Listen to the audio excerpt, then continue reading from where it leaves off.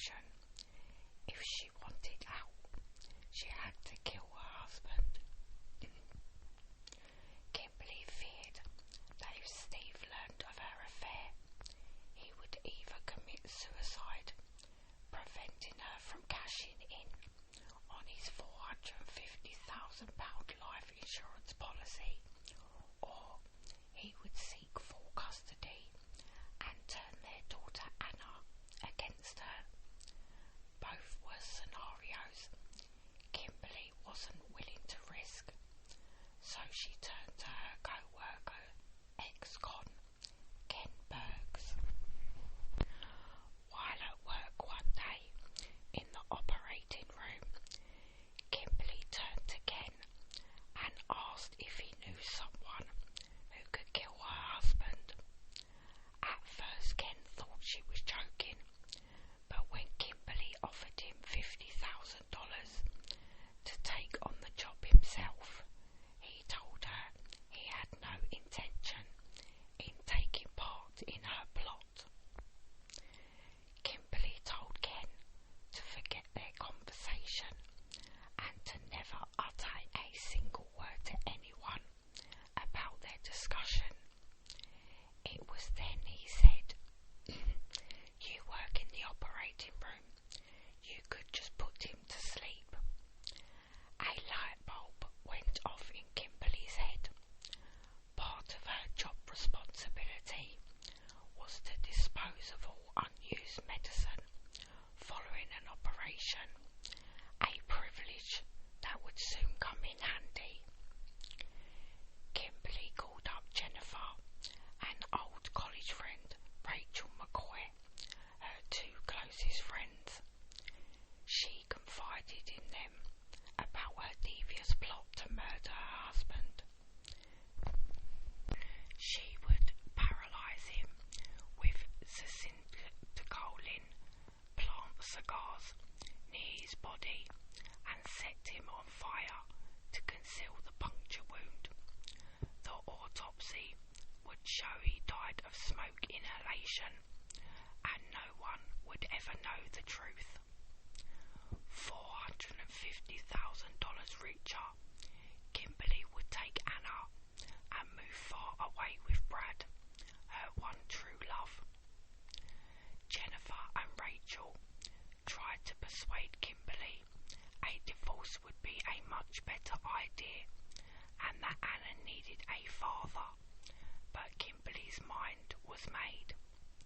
According to her, Steve didn't have a life outside of their marriage anyway and would be better off dead. At this point, several people were aware of Kimberly's plot to kill her husband, but not one person intervened until it was too late.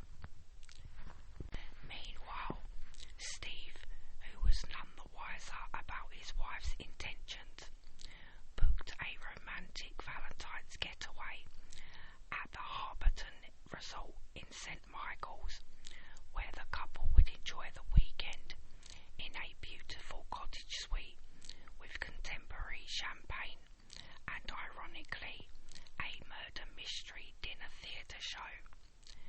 Before the Hricko's departed for their trip, Steve wrote in his journal, "Life at home is improving, and I am looking forward to Valentine's weekend at Harbour Town with Kim.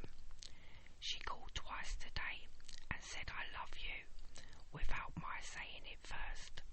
I was very happy. Kim and I have not made love yet, and I want to, but I will wait as long as it takes. I love her. I believe I know what being in love really is. We have been married 9 years, but I feel like we just started dating." While Steve was writing about his love for his wife and the hope of keeping their marriage together, Kimberly was preparing a Valentine's present for her lover, which she dropped off at his home while he was away on a mission. The present was accompanied by a note which read, "Brad, I really wanted to give you all these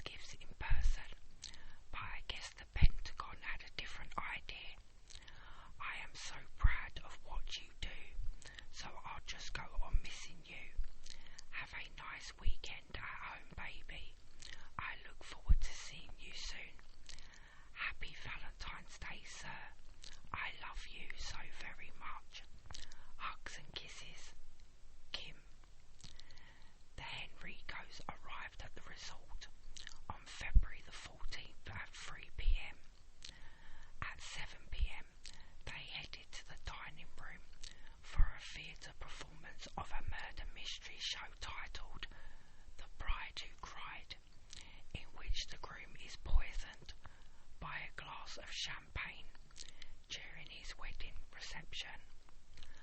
Unbeknownst to the guests of Harberton Resort, an eerily similar and all too real murder mystery was about to take place. At 1:20 a.m, Kimberly slowly approached a group of people in the lobby. "I need to speak to someone who works here," she said, without any sense of urgency. One of the women appeared to be night duty manager Elaine Phillips. "How can I help you?" she asked. It was then Kimberly looked Elaine in the eye and calmly said, "I think my room is on fire." Precious seconds drained as Kimberly refused to provide her room number.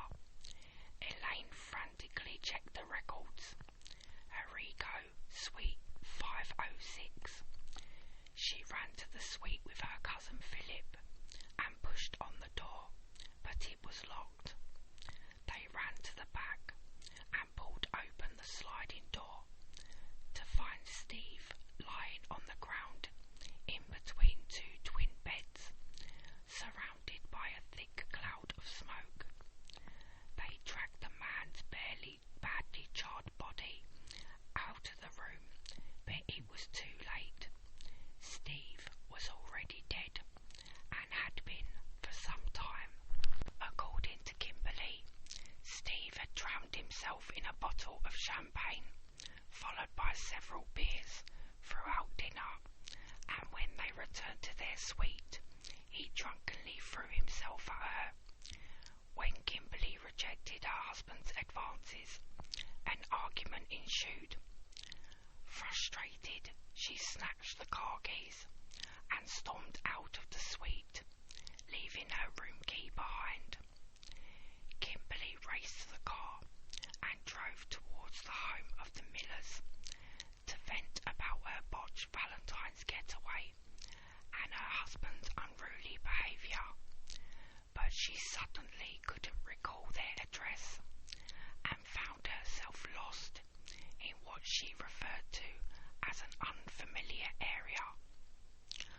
After 2 hours of driving around searching for their home, Kimberly returned to the resort to find herself locked out. She approached the back of the suite, and as she pulled open the sliding door, her face was met with a thick wall of smoke. Kimberly ran into the hall screaming. She pounded on the doors of the neighbouring suites, but no one came to her aid. It was then she ran to the lobby and reported the fire. This was a story Kimberly wanted everyone to believe. When Mike and Maureen heard of Steve's sudden demise, they immediately raced down to the resort to console their dear grieving friend. But to their surprise, Kimberly wasn't grieving at all. In fact, she hadn't shed one single tear upon becoming a widow. As the Millers learned more of the night's events, they were surprised to hear of Kimberly's driving mishap, considering she had driven to their home, which was only 15 minutes away from the resort, several times throughout the years. Did Kimberly suddenly suffer from a random bout of amnesia over a quarrel with her husband? Unlikely. The guests residing near suite 506 had slept throughout the night without any disturbances. Surely they would have heard a woman pleading for help and banging on their doors, but no one had heard a peep. 3 months after 35-year-old Steve Hricko's death, Kimberly was arrested and charged with first-degree murder and arson. On March 20th, 1999, she was sentenced to life in prison, plus 30 years, with no chance of parole. Both the prosecution and the defence agreed that had Kimberly suppressed her incessant need to overshare gotten away with murder. Instead, she will spend the rest of her life confined within the walls of the Maryland Correctional Facility. Thank you so much for listening. Please don't forget to like, comment and subscribe. Bye bye lovelies.